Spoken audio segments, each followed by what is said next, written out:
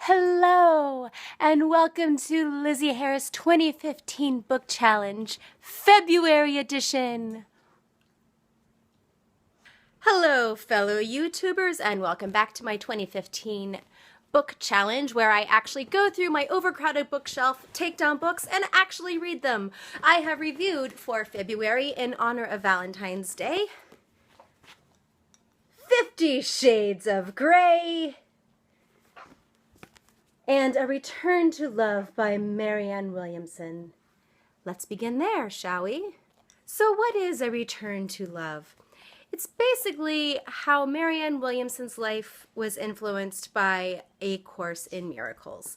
Now, if you don't know really what A Course in Miracles is, it's a very intense spiritual study guide that's apparently channeled by Jesus. Here's the thing. I have it. I tried to read it and I was like, I don't get it. And then someone told me, oh, that's because it's meant to be read in a group. I was like, oh, okay. So I went online and I found a meetup.com group about A Course in Miracles. And so I went. Now, I am the first to admit that I believe in some really stupid, crunchy granola, spiritual woo-woo. This group made me want to punch kittens. I was like, what are you talking about with all this? Oh, just be positive and this and it was just, the real world didn't penetrate them. And it drove me nuts. And I just didn't come back. Didn't even let anyone know. I just stopped showing up. I'm not really sure where this book came from. I don't know when I ordered it or why I ordered it or why I have it. I can't remember. But there it was on my shelf, and love, February. Sure, that seems appropriate. I read this and I started to love my life again.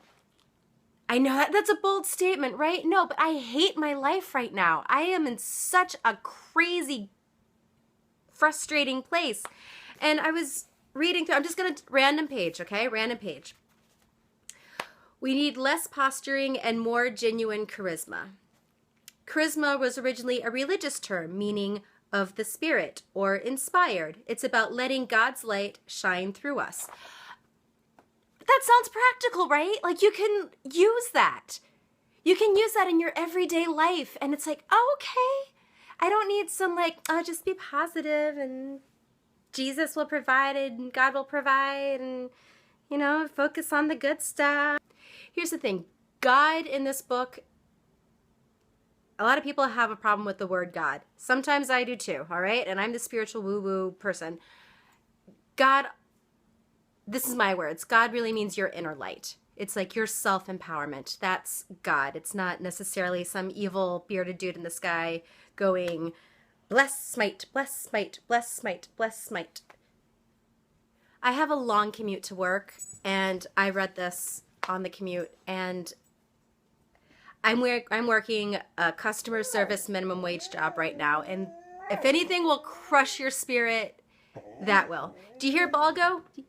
He feels my pain. Preach, Balgo. Preach.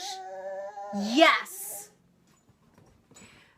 Reading this on the metro on my way to work really did help me prepare for a good day. And yes, I mean, I had bad moments and I had bad days, but this is a really good book to keep in your purse if you have a big purse like me. Keep it in your purse and read it when you just are stuck in, well, maybe not stuck in traffic. That would be dangerous. Read it when you're on the train. It'll make you feel better. And you'll find some little words of wisdom to take with you, maybe throughout your life. And maybe I'll start studying A Course in Miracles again. A Course in Miracles. Should I? Maybe. For my narrative February 2015 book, I read 50 Shades of Grey.